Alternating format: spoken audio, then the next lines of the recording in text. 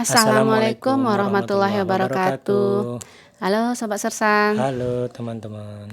Kemarin kita udah ngebahas tentang kehidupan yang stuck atau hidup kok gini-gini aja sih gitu kan. Penyebabnya ya? Penyebabnya. Ya, Tapi tahu nggak Sobat Sersan, ketika kita merasa hidup kita itu stuck, itu bukan berarti dunia kiamat. dunia kiamat, dan bukan berarti juga ada yang salah terhadap hidup kamu. Tetapi kamu tuh belum menemukan apa yang kamu mau. Sebenarnya ketika kita merasa stuck, ini justru sinyal atau alarm yang menyuruh kita untuk melakukan sesuatu supaya kita bisa berkembang. Ini kalau kita peka loh ya. Let's change ya. Let's change. Ada hal-hal yang perlu kita lakukan. Kemarin kita ngebahas penyebabnya, sekarang waktunya kita ngebahas solusinya apa sih gitu kan. Yang pertama, terima dulu. Itu hal yang wajib ya. Terima dulu perasaan bahwa iya nih aku emang ngerasa stuck banget, aku emang ngerasa nggak enak dengan keadaan ini ya. Kita terima dulu perasaan itu dan kemudian kita identifikasi penyebabnya apa sih ya. Penyebabnya apa, kenapa sih, apa sih yang bikin kita seperti ini. Nah kemudian yang kedua, buatlah goals atau tujuan yang jelas. Kita mau ngapain? Kita mau ngapain, arah hidup kita kemana, mungkin semacam visi misi ya, apa ya, kita mau ngapain sih, aku mau ngapain sih, aku Tentukan mau arah ya? menentukan arah, menentukan tujuan yang jelas. Mungkin kita akan merasakan macam-macam gitu kan, itu bisa kita perasaan itu kita abaikan dulu. Fokus kepada tujuan. Apa yang kamu mau, fokus kepada apa yang kita inginkan, yang kita tuju. Memang nggak enak gitu ya, mungkin perasaan enak, aku mau melangkah ya, namanya juga kita melakukan sesuatu yang baru ya, banyak. Itu penolakan di dalam diri itu secara alami, ilmiah. Yang ketiga, buat rencana step by step dari apa yang ingin kita lakukan, poin-poinnya. Kayak kemarin ya, aku mau bisnis kuliner, tapi tidak jelas ngapain-ngapainnya gitu kan. Kulinernya apa? Misalnya nih kita mau bisnis kuliner, misalnya mau bikin kue kering.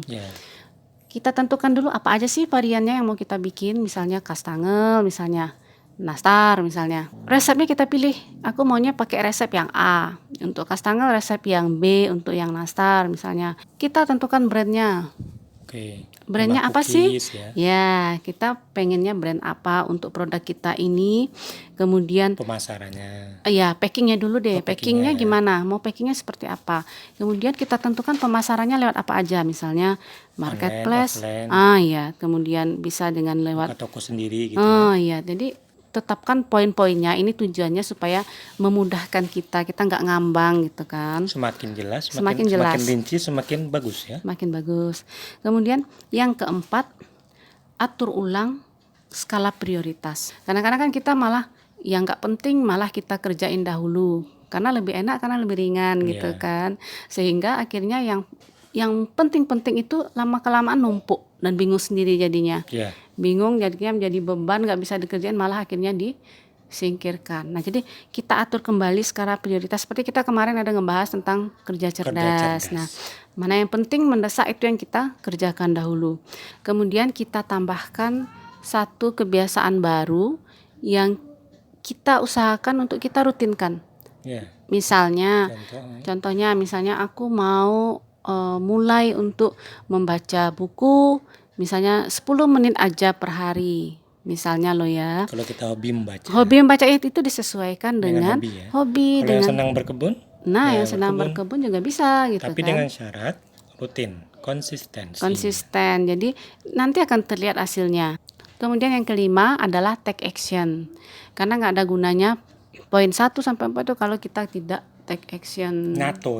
No action talk only. Nah, itu dia. Jadi take action lah. Jangan menganggap sulit dulu sebelum mencoba. Take action, lakukan sesuatu agar kita yang tadinya jalan di tempat itu selangkah demi selangkah maju, akhirnya kita bisa jalan lebih cepat dan berlari menggapai mimpi. Menggapai kesuksesan. Karena perubahan itu bukan berdasarkan apa yang kita bayangkan atau kita inginkan atau kita pikirkan. Perubahan itu terjadi karena kita bertindak, kita lakukan.